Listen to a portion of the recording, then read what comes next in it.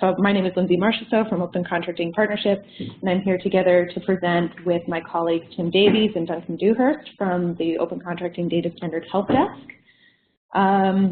So because we're a large group, we're not going to be able to go around and introduce ourselves individually, but we definitely appreciate that you're introducing yourselves in the chat.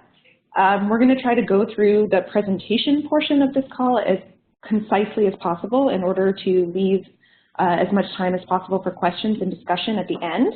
But please, if you do have discussions during the presentation, please put them in the chat and we will collect them as we go along.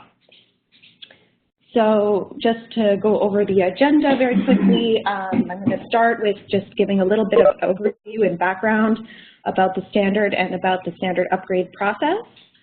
Then I'm going to hand it over to Tim, who's going to talk about some of the key changes, the key structural changes that have happened as part of the 1.1 upgrade, and then he'll hand it over to Duncan, who will talk about some of the updated and new fields and code lists.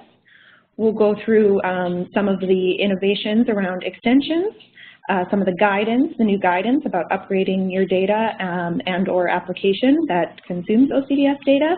And then, as mentioned, we'll leave plenty of time for questions and answers at the end. So with that, we'll get started talking about the OCDS as an overview. So as I'm sure most people on the call are aware, the OCDS was developed as a tool to support the implementation of open contracting. And what is open contracting? It's this whole idea that if we can, publish more information about public contracting processes and engage people in the use of that information, that we can achieve, better accountability and, in the end, better public financial management governance and all types of good outcomes related to better service delivery, because it is through public contracts that bridges are built, that textbooks are procured, and that pharmaceuticals get to the people who need them. So these are all the types of things that are really important. And the Open Contracting Data Standard as a tool is providing a documented schema to give guidance on how to publish this information in machine-readable open data that will, about the whole contracting process from planning all the way through to implementation, that's going to help people to achieve the outcomes that they're looking for. So we first launched version 1.0 of the OCDS at the end of 2014. Why did we develop a standard? Because when we were talking to people about the approaches they were taking to procurement monitoring from civil society, journalists, government, people who are within government wanting to get better efficiency, better value for money, as well as people from the private sector wanting to understand opportunities, there was a lot of demand for more standardization of the information and for structuring it in a way that would make it easier to use. And so the culmination of that was the OCDS, which over the course of 2015 and 2016 has been going through some early adoption. It's in use in more than 15 countries. And we've seen an increasing number of tools being developed to use and analyze this information. So this last 2 years, and especially this last year, has been one of incredible learning. As so many people in this community have been trying to implement the standard, implementing it successfully, interacting with us, whether it's through the GitHub or in person or through our help desk function, to try to get a better understanding of how we can make this information the most useful as possible.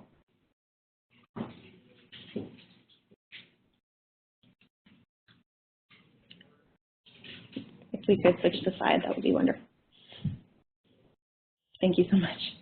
So just to talk a little bit about why people are using the Open Contracting Data Standard.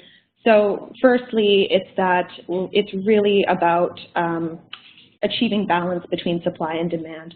What's feasible for systems to produce and what is the data that users really need and how do they really need it. And so those are the types of questions that we've been discussing with the community over the course of the last year. The OCDS is also a framework for identifying the data to disclose and how to model it, which is really helpful for those who are trying to think about, okay, what should I disclose? How should this be? Who's going to use it? Why? And then, in addition, because we're really trying to achieve standardization, it really enhances the potential for interoperability, so that the possibility of collaborating on common tools, methodologies for analyses and interfaces, and we're starting to see that quite a bit. And finally, it's about really trying to achieve best practice and to learn together about what is best practice for disclosure and data usability. So the upgrade process kicked off a little while ago. It actually ended up taking us longer than we thought it would, but that was because we had so much wonderful engagement from so much of the community and so many of you. It really was through discussions of the different issues that were arising that led to really productive consultations and a lot of really excellent learning about the field, the needs of the field, and what could be done to improve OCDS to address it. By the time we decided to really kick off the upgrade, because we'd had so much discussion, there were 93 priority issues agreed and identified by so many of the community. We had some consultations in person through some of the different events like Condatos and the International Open Data Conference, as well as over webinars like this one. And we went through the process as well of, once we kind of had a draft of what 1.1 could be, public consultation and a peer review process where we invited experts who were either implementers of the OCDS or procurement experts or had otherwise been involved in standards processes before to give us advice and sign off of the proposed changes. And finally, the governance group gave their sign off as well. So this is where we just want to give a huge thanks to everybody who contributed, and particularly to the listed people who who gave extensive comments on the GitHub and also performed the function of peer reviewers. We really, really appreciated everybody's engagement, and we're just grateful for the attention that you gave us over the last year.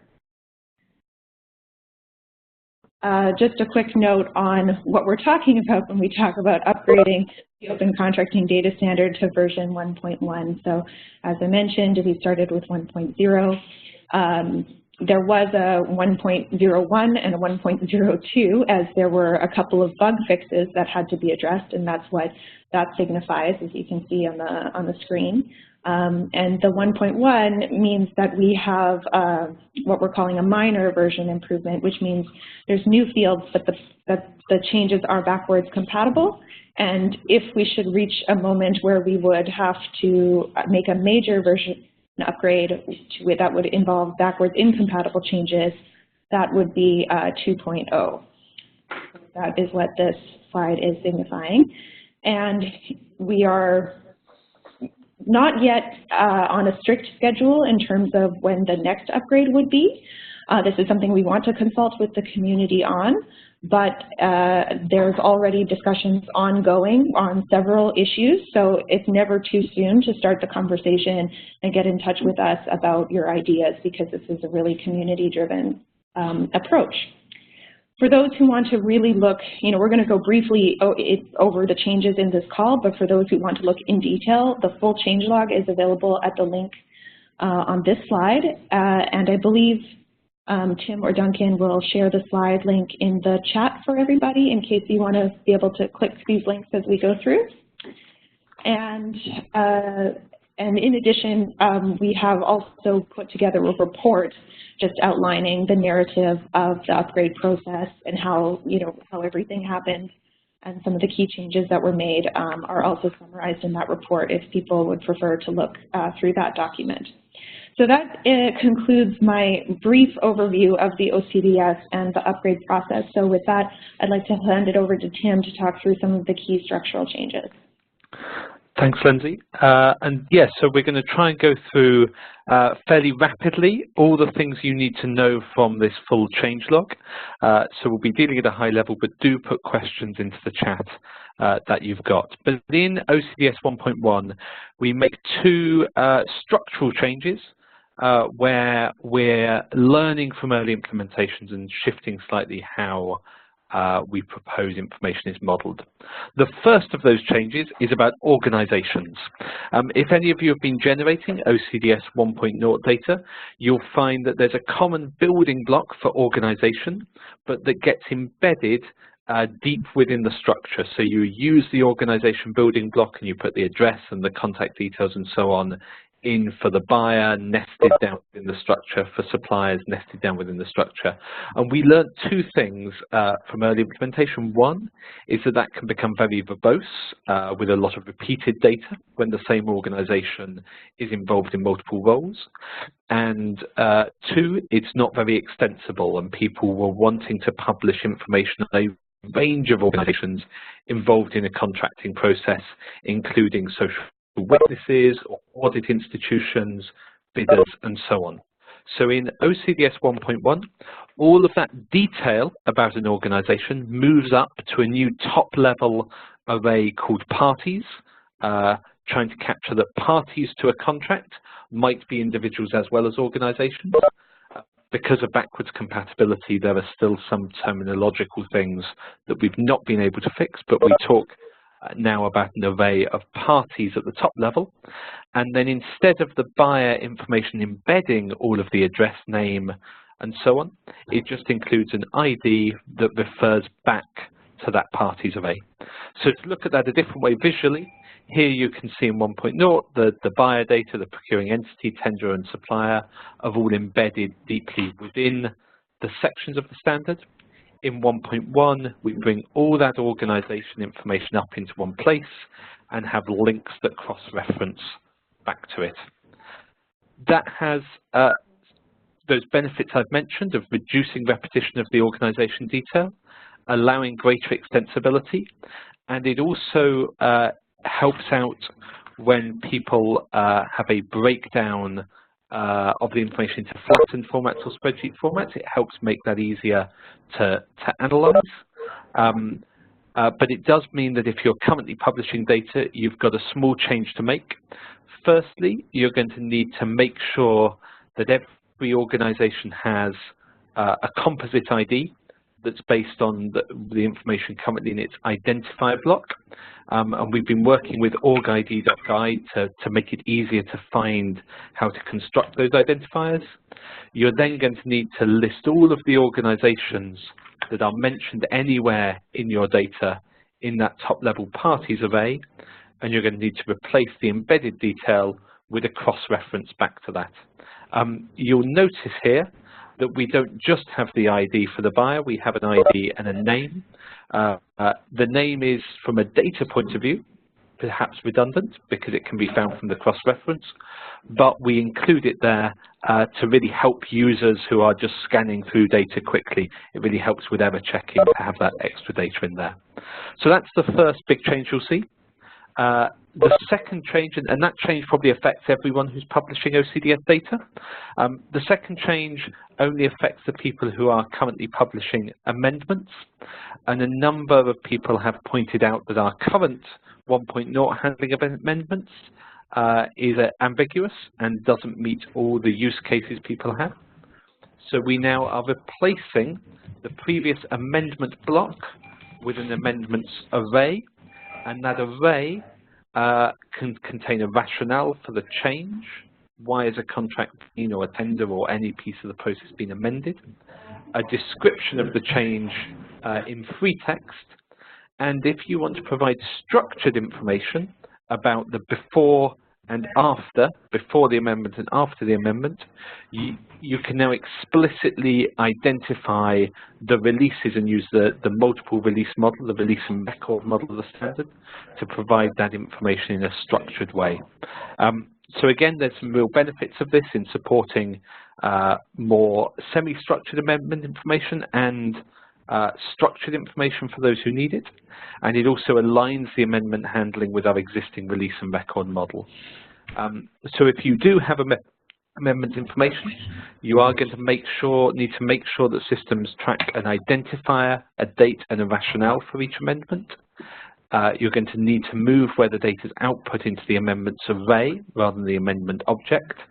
And if you are wanting to provide fully structured information so that someone can compare, say, the contract value before and after an amendment, you will need to use the releases and records model of providing a release for each change, and the help desk can provide more detailed advice and guidance on that. There is a new documentation page on the standard as well about amendments.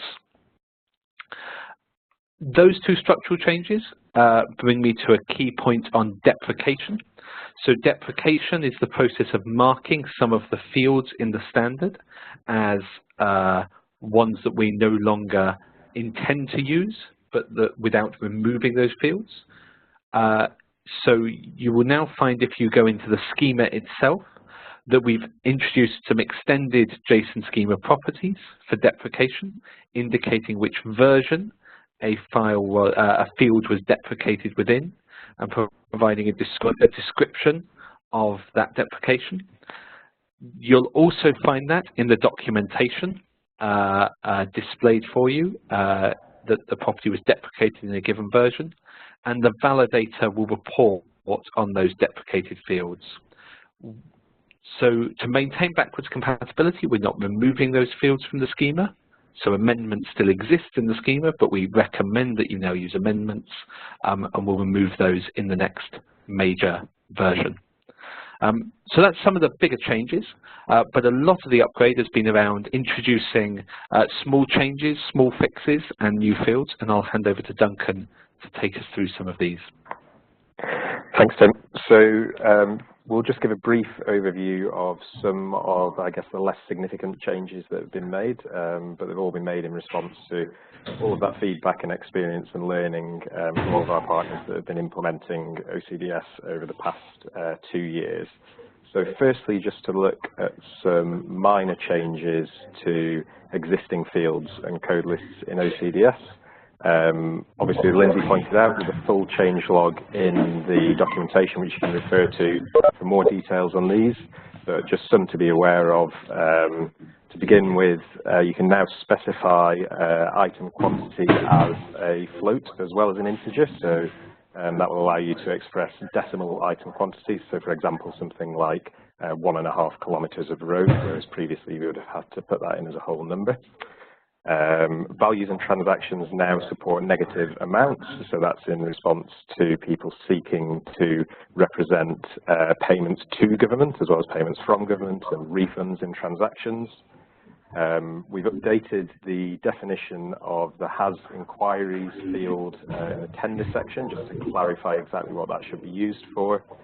And we've introduced some new codes to the tender status code list, again, to show when contracting processes are in a kind of early pipeline planning status and when they've been withdrawn rather than cancelled. We've also introduced a new status to the milestone status code list of scheduled, just to make it clear when the timing of a milestone has been agreed, but it hasn't yet been reached. Thank you. So a couple of other code list updates to be aware of. We have the procurement method code list, which is used to describe what type of procurement process was undertaken. And previously, this code list just had 3 codes, open, selected, and limited. In version 1.1 of OCDS, we've introduced a direct code, which should be used for direct award type procurement. Previously, they would have been mapped to the limited code, so you may need to go back and review mappings from the codes in your systems to the codes in OCDS. The other main code list we've updated is the document type code list. So this is the list of documents that can or should be disclosed as part of a contracting process. Previously, this code list was missing some descriptions, so documents had a code and a title, but no narrative description of what that document was. Now all of the codes in that list do have a description, so hopefully that just makes it a little bit easier, again, when you're mapping the documents you have in your systems to the codes we have in our document type code list in OCDS. So that was an overview of changes to existing fields and code lists. We've also introduced some new fields in response to feedback from the community. So the first of those is the related process object. That's introduced at a couple of different places in the schema. We have it at the release level and at the contract level, and the purpose of the related process building block is to allow publishers to make links between related contracting processes. So whether that's where one planning process leads to many tenders, or whether it's used to link from a contract to subcontracting processes that result from it. Some of the other new fields we've introduced include procurement category, which allows publishers to specify what type of procurement is being carried out at a very high level of goods, works or services, but they can specify that now separately from the classification of the items that's being procured. So that's something useful for those procurement systems which don't yet use item classifications. We've also introduced durations to the period object in OCDS. So previously period just had a start and an end date, but by introducing duration, we can now allow publishers to represent information where the exact start and end dates of, say, a contract aren't known, but it is known that that will be a 2-year contract, so that can be captured in the extended period building block. Some of the other changes include introducing contract and award period fields to the tender section of OCDS. So that's really making explicit something that could have previously been expressed in a different way, and that's just to make it easier for users to track how the anticipated length of a contract or the period during which it will be awarded has changed over the life of a contracting process. And finally, we've introduced the milestone type code list to the milestone object, and that just helps to categorize milestones, and that's really useful for consuming applications that may only want to display lists of a particular kind of milestone. So for example, milestones relating to the planning of a contracting process. And then the last change we just wanted to highlight here is that we've introduced support for code lists in units of measurement. So when you're describing the quantity or the length of the item that's being procured, you can now codify the unit of measure against common code lists.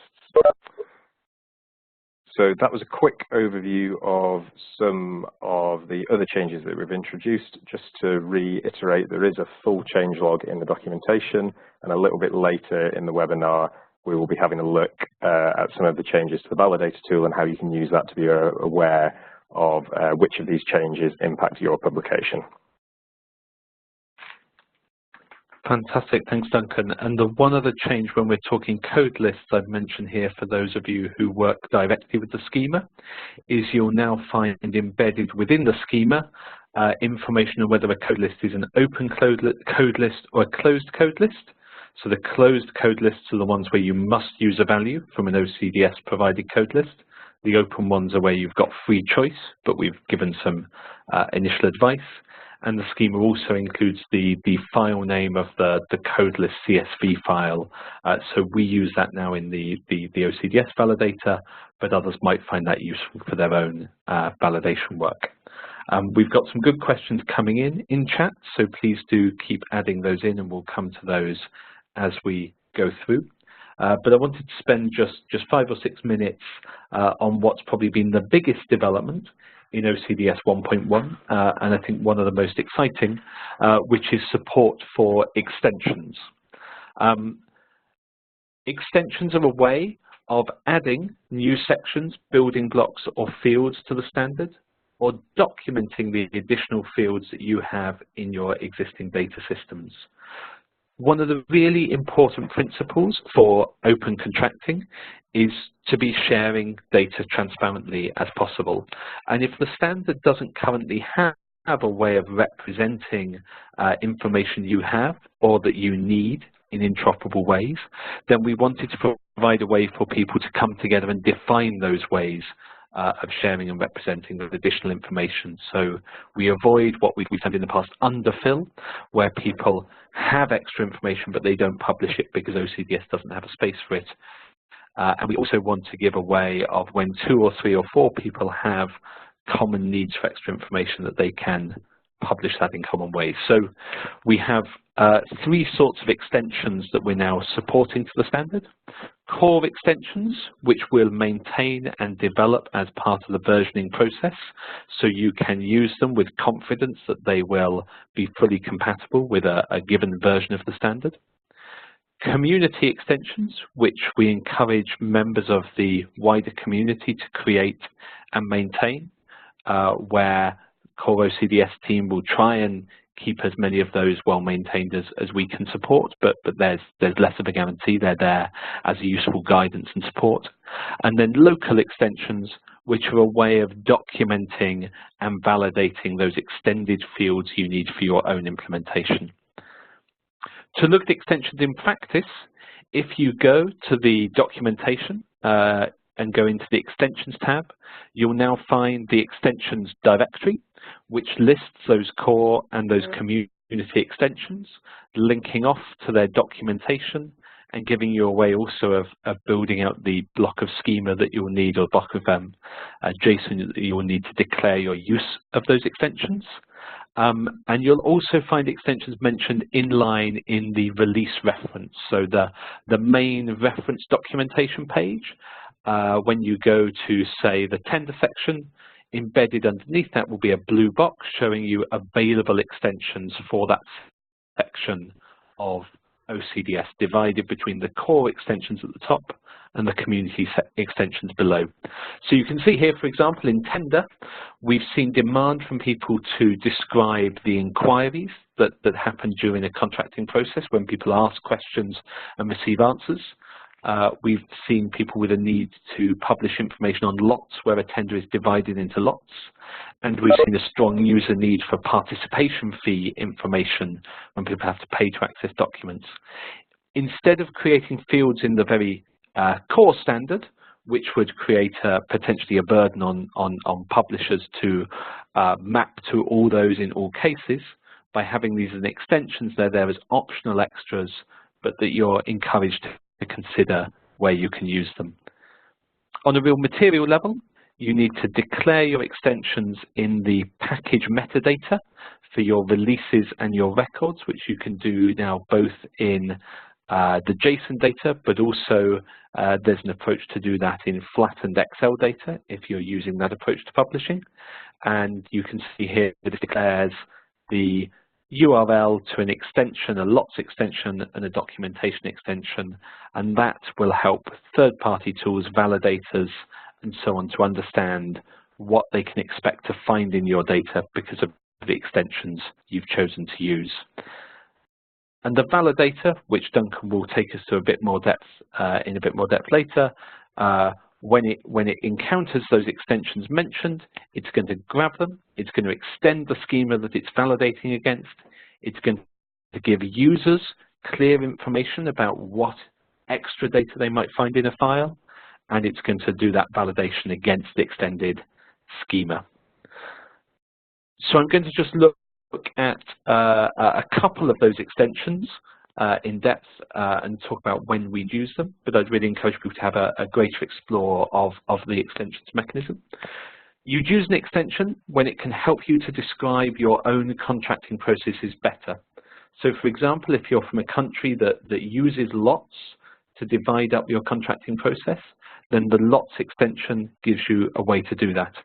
We very much try to design, particularly the core extensions, with a principle of graceful degradation. They add to the standard, they don't take anything away. So in the case of lots, they give you a way to describe the lots that your process involves, and to link items into lots, and to link awards to lots.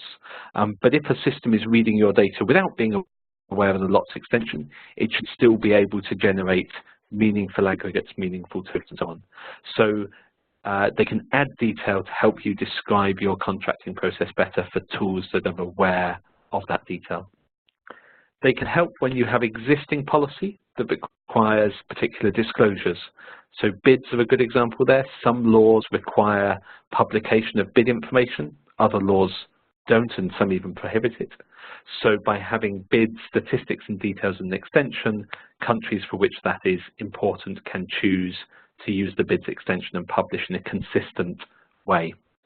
And thirdly, and perhaps most importantly, extensions are a way of responding to user demand, because OCDS data should not just be driven by the supply, it should be driven by the data people need for analysis. So for example, some of the work that the Open Contracting Partnership have done on red flag analysis has highlighted participation fees as important to know about. Are people being asked to pay to get bid documents or to submit a bid? So the extension gives a way of doing that, and by committing to use that extension, you can publish that information as well. Mireille's asking in chat whether there should be multiple extensions, and you can definitely use extensions in combination. Often you might be using more than one at once. We can maybe come to the topic of local extensions in the Q&A in more depth. So just to highlight, there's quite a few out there, but in the community extensions, we've got things like a budget breakdown for how to describe when a contracting process is funded from multiple sources, or where the budget is declared year by year, because a number of publishers have highlighted that the aggregate project budget or planning level budget we have is not granular enough.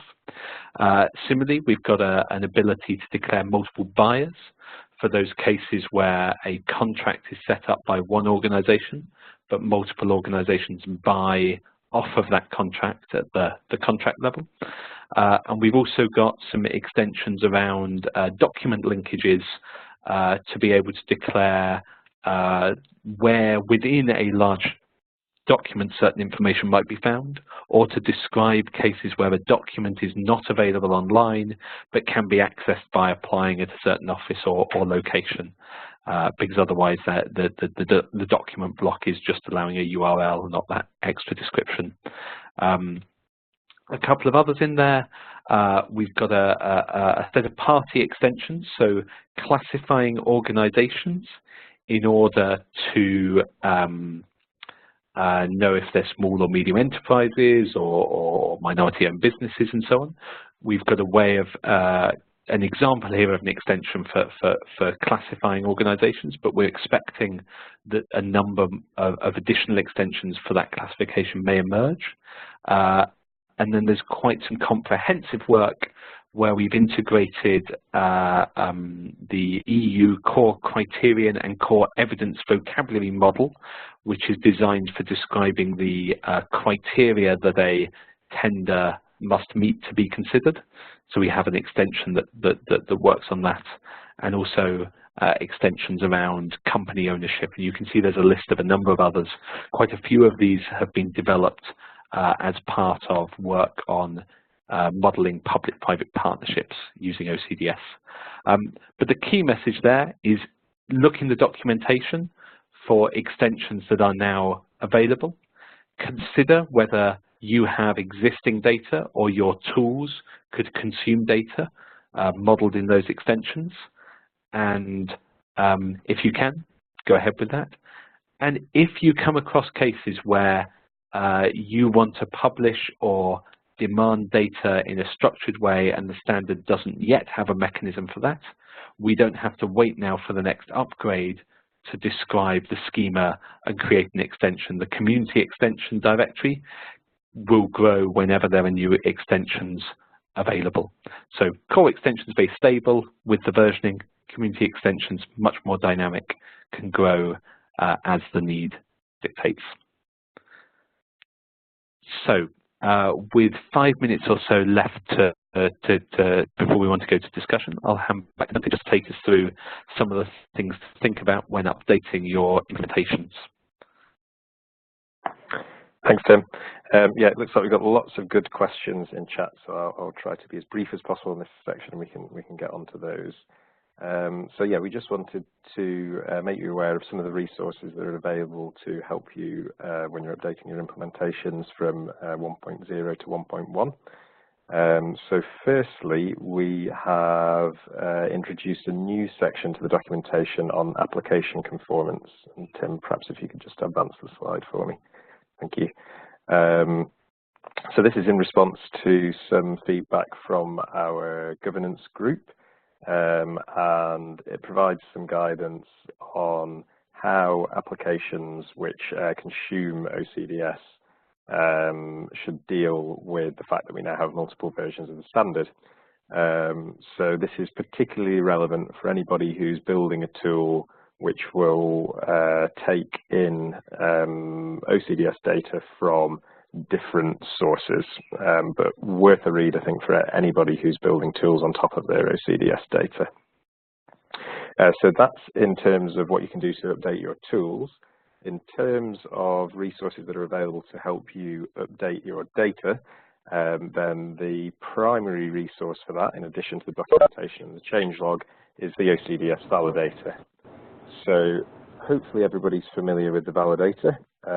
If you haven't seen it, then the URL is at the bottom of the slide there, and it's also linked to from the left-hand side of the documentation for the standard. But the purpose of the Validator really is to give technical feedback, on whether your data is technically valid against the OCDS schema. So you can upload a JSON file or a flattened spreadsheet type file, or you can copy and paste some data in there, and it's something that we really encourage publishers to use during the development stage of their implementations. So hopefully it's something that you'll be familiar with putting draft data into to get some feedback of what needs changing.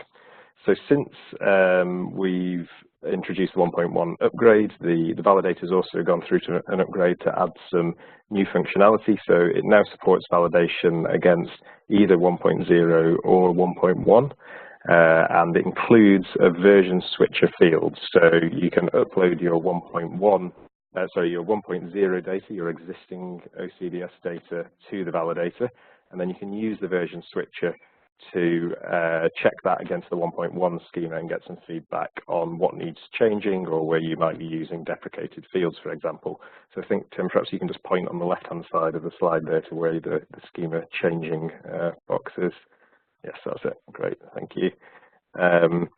In terms of the feedback you'll get, if you're using, for example, the 1.0 approach to organizations, where Tim was describing the structural change we've gone through, you might see an error like the first one there that says buyer ID is missing but required. And if you're using some deprecated fields, then you'll get some additional feedback that explains how that data should now be represented under OCDS 1.1. So the Validator is a really useful tool for you to get really a kind of some focused feedback on which of those changes that we've been talking about so far are relevant for your publication. So we strongly recommend using that alongside the documentation.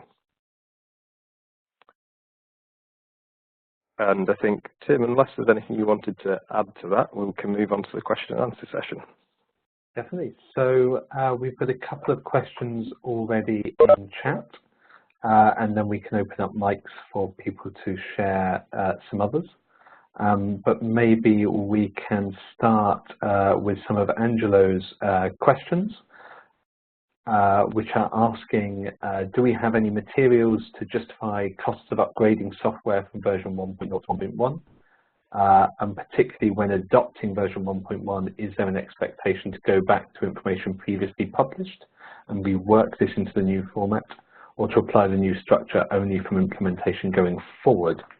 I don't know, Lindsay, if you've got some initial remarks on that, and then I can give some thoughts. Sure. Yes, it's a great question, and one that perhaps what struck me about it was that it would be helpful probably for us to put together a little briefing note, maybe a one-page or a summary about what the benefits would be about the upgrade. In terms of the costing, I think that would be something that the support providers would have to look at, I think as Duncan explained, go through and see, okay, what kind of changes would be needed, and then, you know, articulate those benefits to their partners or discuss those benefits with their partners and whether the investment can be made. These, you know, as discussed, these changes were all those that were kind of demanded by the community because they felt that it would improve the quality of their experience of the information and of the data. So one would hope that that would be a good reason to incentivize our existing publishers to upgrade to 1.1, and OCP does offer, I think most of the people on this call are familiar, but OCP does offer a free help desk service. So for those support providers and their clients who are trying to make that decision or understand what would be required or have questions that would implicate some of the resource constraints, please feel free to get in touch with us, and we're happy to talk through and see how we can help you through that process of upgrading. And I think maybe to pick up on the question of whether to rework data or not, our sense is that the only things that need substantial transformation are firstly the organization and amendment changes, but those changes can be made programmatically, so it's very possible to have conversion scripts for those. To my knowledge, the only kind of major mapping issue is the mapping to the direct procurement code and the introduction of direct as a code, but again, we've kept the definition of limited backwards compatible. So we've aimed to make sure the straightforward making 1.0 compatible with 1.1 is a limited lift. What 1.0 then allows you to do is go and look and say, are there additional pieces of information that a publisher now wants to provide that are standardized in 1.1, and have that policy discussion against the priorities for providing each of those.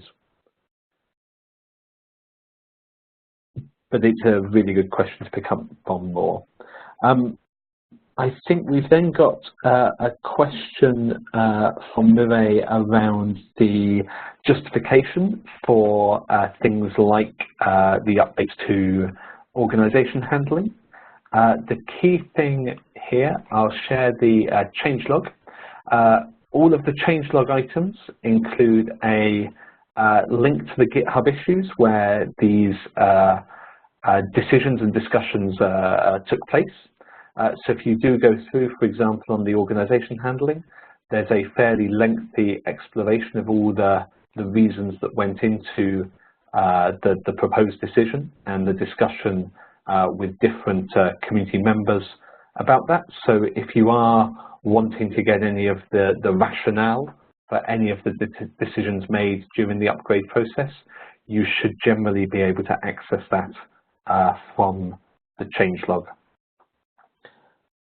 Duncan, have you been spotting any other questions to pick up from the chat? So I think it would be really good to pick up on Mireille's question on local extensions.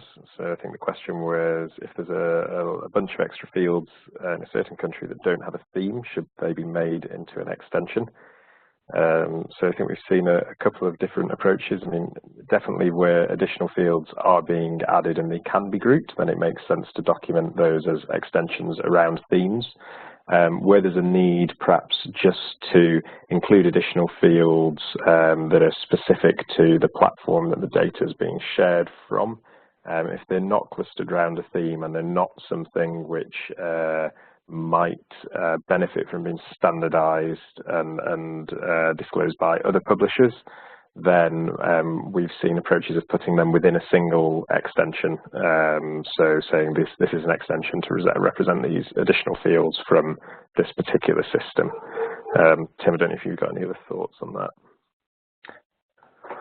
No, so I think the dual role of those extensions, one supporting validation and two supporting documentation, means as much as possible, rather than just having random extra fields in a file, having them captured by an extension is incredibly useful for providing robust, well-validated and well-documented data. So I'd certainly encourage doing that. I think there was another question linked around whether there could be multiple community extensions to the model the same thing, and that's certainly theoretically possible. But we do really encourage people creating extensions to open discussions in the community spaces about their plans and try and get them to work together on coming up with a common model. And we'll hopefully in the coming months be running a webinar like this on how to create an extension in more detail and setting up some more training resources on that. A big part, I think, of that process is discussion before you start writing schema, so that we can get people coming to a common way.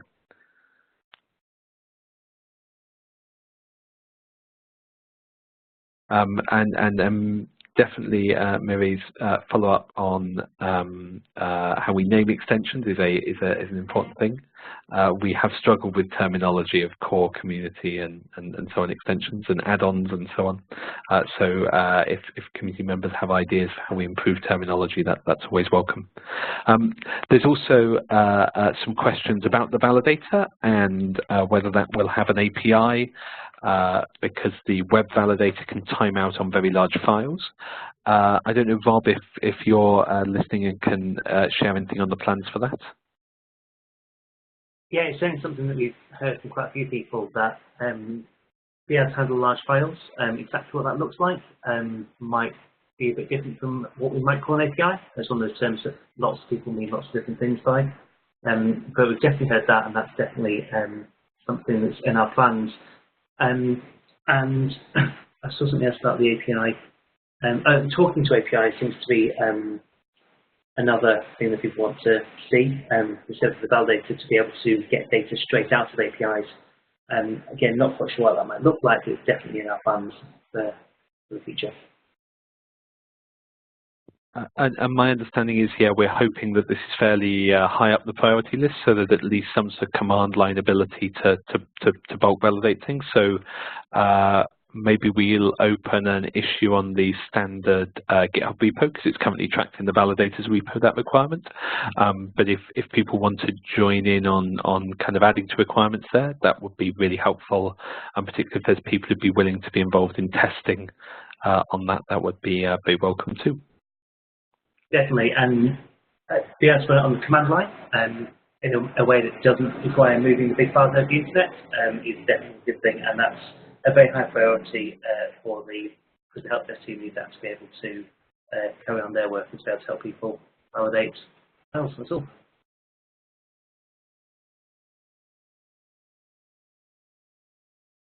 So I don't think I've missed any other questions that were in the chat. As we get to this point, if anyone would like to unmute and share any other questions by voice, or even comments and feedback on the current upgrade, you would be very welcome to do that. We'll probably cut this off the end of the recording, so you can speak very freely on your feedback now.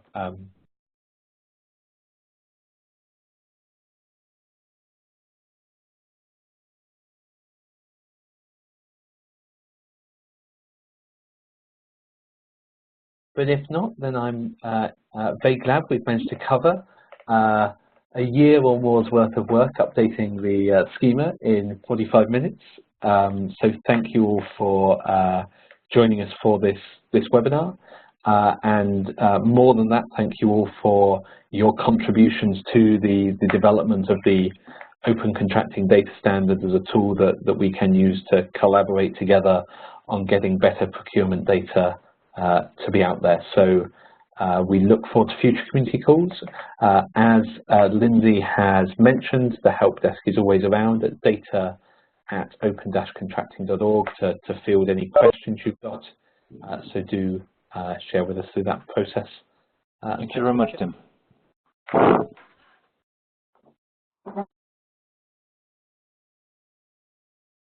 Thanks, everybody.